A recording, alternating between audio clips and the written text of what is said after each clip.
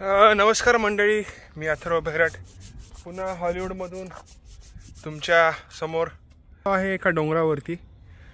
म्हणजे हा रस्ता आहे, त्या रस्त्यावरती मी आलो. इथे डोंगर पण आहे बाजूला, पण आज डोंगर घेण्याच्या ऐवजी मी हा एक रस्ता घेतला. जवळजवळ एक पायथ्यापासून या पॉईंटवरती येण्यासाठी चालत 1 तास तरी लागतो की, पण मी येतो कधी कधी.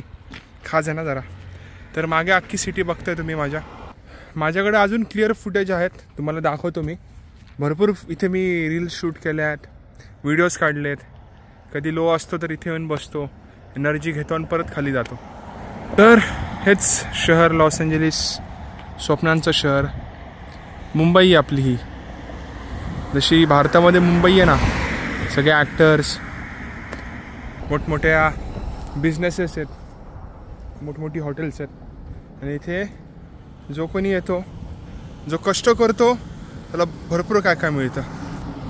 फक्त कष्ट केले पाहिजेत, चांगली माणसं आजूबाजूला ठेवली पाहिजेत, सगळं होऊन जाईल. जे काय तुम्हाला पाहिजे ना आयुष्यामध्ये ते सगळं होऊन जाईल. तेच आलो इथे असंच जरा टाईमपास करायला.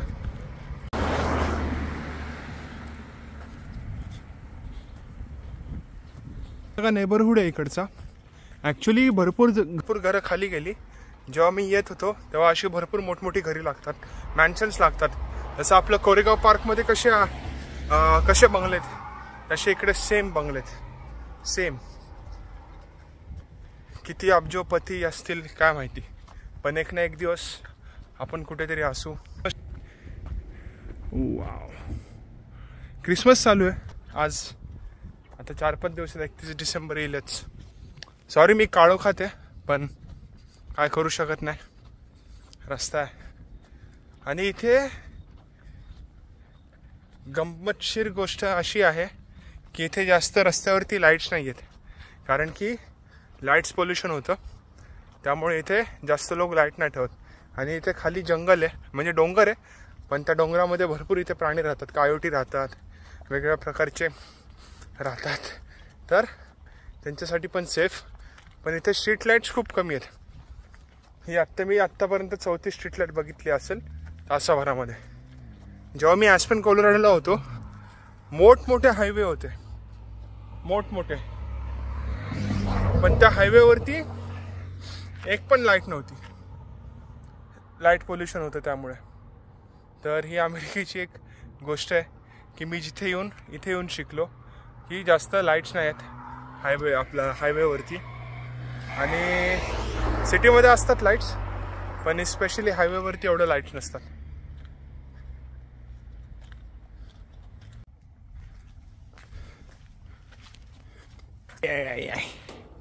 तर हा डोंगर या गेटने ओपन होतो जर तुम्ही या रस्त्याने आला तर.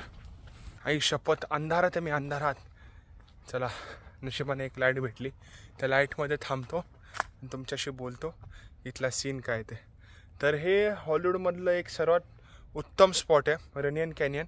जसं आपल्या पुण्यामध्ये तळजाई कसं आहे, तसं हा रनियन कॅनियन आहे. तर इथे लोक येतात जॉगिंगला, ट्रेकिंगला, वॉकिंगला. इथे हाईक रूट्स आहेत, चार प्रकारचे हाईक रूट्स आहेत. मी सगळे केलेत.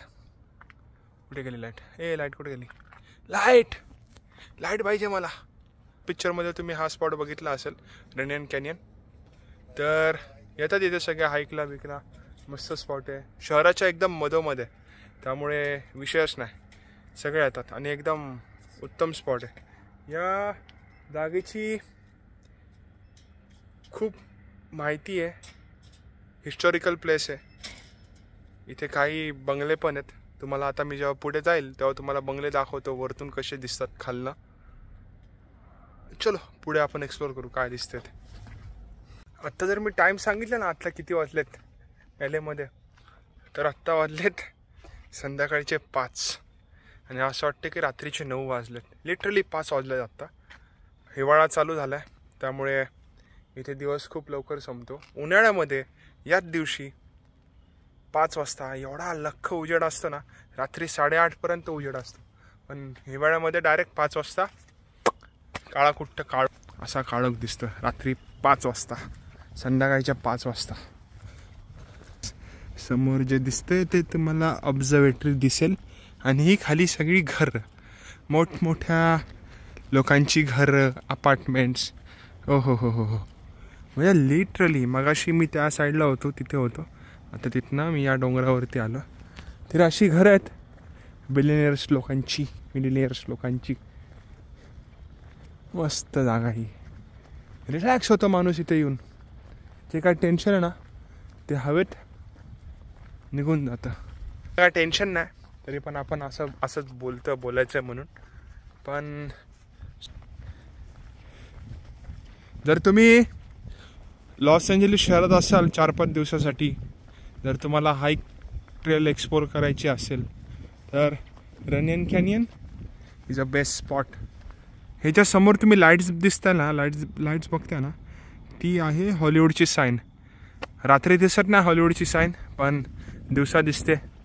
तर तुम्ही या, जर तुम्ही असंच सरळ सरळ चालत गेला या डोंगरावरनं तर तुम्हाला दिसतं पूर्णपणे शहर त्याच्या पूर्ण प्रकाशामध्ये.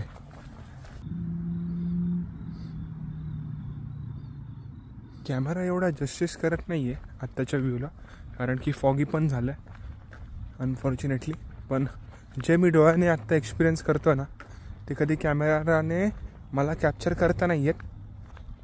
तर हा जो स्पॉट बघता ना तुम्ही, हे एक घर आहे. घर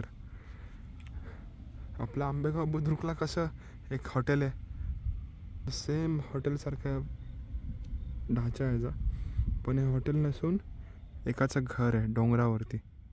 या माणसाला डायरेक्ट असा व्ह्यू दिसतो शहराचा. काय व्ह्यू काय पैसा टाकला असेल त्याने या व्ह्यूसाठी. पैसा हो तो किधर भी रह सकते मेरे भाई लोग, पैसा कमाओ. ॲक्च्युली ते जे तुम्ही घर बघितलं ना आत्ता डोंगरावरती, त्याच्यानंतर असं शूट करण्यासाठी काय नव्हतंच. डायरेक्ट मी खाली उतरलो आणि रस्त्यावरती आलो. त्या डोंगराचं वैशिष्ट्य असं आहे की त्या डोंगरावरती जर तुम्ही गेला ना की हा जो आत्ता तुम्ही बॅकग्राऊंडचा माझा नॉईज ऐकता ना, गाड्यांचा, रस्त्याचा, बाईकचा, हॉर्नचा, तो वरती जाऊन पूर्णपणे गायब होतो. फक्त एक 10 मिनटं चाला, तुम्ही या आवाजापासून लांब व्हाल. ही त्या डोंगराचे वैशिष्ट्य आहे. त्यामुळे मी त्या डोंगरावरती नेहमी जातो आणि शांत होतो. तर एवढाच व्लॉग होता. जर आजूबाजूला कुठे तुमच्या डोंगर असेल, बाग असेल, तर तिथे जा, शांत व्हा, स्वतःला हील करा, घरी या आणि राडा करा. एवढंच होता आजचा व्लॉग. चलो bye bye, see you, tata, पुढच्या व्लॉगमध्ये.